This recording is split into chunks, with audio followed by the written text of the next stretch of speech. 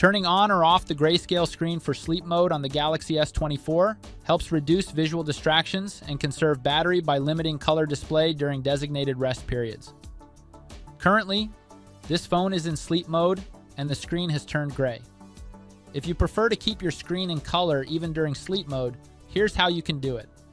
First, swipe down from the top of the screen to open the Quick Settings panel, then tap on the Settings icon. Next, scroll down and select Modes and Routines.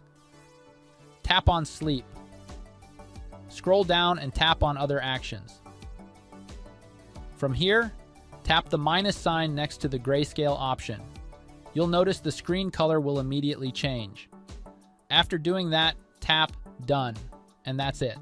Now, even when sleep mode is activated, your screen will remain in color, with vibrant icons and backgrounds.